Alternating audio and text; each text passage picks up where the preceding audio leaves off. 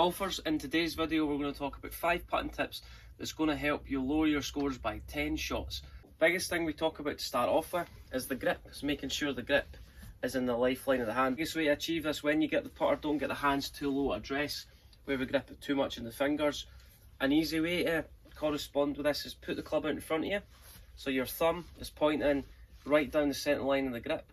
Don't hinge the club down the way, so don't press down with the pad of your left hand where the grip goes down the way, because as you can see from there, the grip going down gets the grip lower than the forearm, and that's going to create a slight hinge and a wrist. Pushing our thumb up towards the sky where the grip end goes down, we want to feel from there we're taking our left thumb and we're twisting our left thumb down towards the ground. Thumb pointing towards the sky, we're taking the thumb and we're pushing it a little bit more down towards the ground. Instead of the thumb up towards the sky, grip end below the forearm, we want to feel like left thumb goes down towards the ground, grip end of the club works back up towards the forearm. How does that look? So instead of thumb towards the sky, grip end gets too low, creasing my left wrist. It's radial deviation. We want to feel from here. Place the grip in front of you, push your left thumb down towards the ground. It's going to encourage a little bit more ulnar deviation. Thumb down causes the grip to go up towards my forearm. Thumb up causes the grip to get too low. So grip in front of you, thumb down, grip end of the club goes back towards your forearm. Club needs to be more in the lifeline of both hands. How do we interpret that? You want to put palms towards the sky, elbows in to the upper part of your rib cage. Palms towards the sky, elbows into the upper part of your rib cage. Twist both hands so they face each other, but the grip in the right place. Grip end of the club going all the way up left forearm. Elbows into the upper part of rib cage, so elbows nice and soft. It's really important we do this in a nice relaxed manner and fashion. Elbows into the upper part of your rib cage. Want to tilt forward. I should feel like there's some symmetry between shoulders. My forearms and my hands are facing each other. Get your hands a little bit higher. If I get too far away from the golf ball, my hands get quite low, so it's finding a middle ground. Elbows into the upper part of your rib cage, tilt forward, making sure your eyes are over the golf ball. My shoulders are square, my forearms are square, and the club face is square towards my intended target. So grip up the forearm, right hand on, both thumbs facing each other, both forearms and shoulders nice and square. Elbows to hit the upper part of your rib cage. Find the middle ground, elbows in the upper part of the rib cage, shimmy into the golf ball, eyes over the golf ball. Your left hand controls the position of the club face, and the right hand controls how much loft you create. We want to keep the left wrist as flat as possible through impact, because that's going to help square and stabilise that club face. Too much extension, the face tends to close and we add lots of loft. The right hand controls how much loft that we present on the putter face. If I get the right palm pointing towards the sky too early, where I release the club early, we add lots of loft. If I get it going the other way, where the right palm points towards the ground, take loft off the club.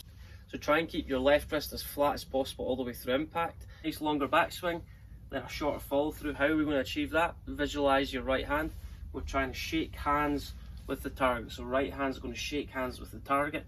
If I get the right palm going too much towards the sky too early, we're not going to be able to achieve that. Left wrist stays nice and flat towards the target, and you're shaking hands with your right hand towards the target. Slight forward press, grip end of the club slightly ahead of the golf ball. Take the club back, longer backswing, take the putter through. Keep the putter head nice and low on the way through. You elevate that putter off the ground, left wrist gets in an extended position. So really set up to the ball, elbows connected, the only thought on the way through. Keep the putter head nice and low to the ground on the way through. That's going to help stabilise that putter face and keep that left wrist nice and flat. So left wrist staying nice and flat. Work the putter back, work putter through, keeping that right palm on the club. That's a great feeling. That's going to help you install a little bit of consistency if you add lots of loft, where the palm goes towards the sky, grip end, the club goes back. So right palm is always in connection with the right hand side of the putter. From there, a great feeling is keeping the putter head nice and low to the ground on the way through. That's going to help maintain that flat left wrist position, and it's going to help stabilise that right hand on the club. Left hand controls the face, the right hand controls the loft. Here's a great drill that you could do to test out how successful and how accurate you are from 3 feet to 9 feet. It's called Minefield. You place the golf balls around in a radius or a circle around the hole, and you're going to see how many putts you can hold.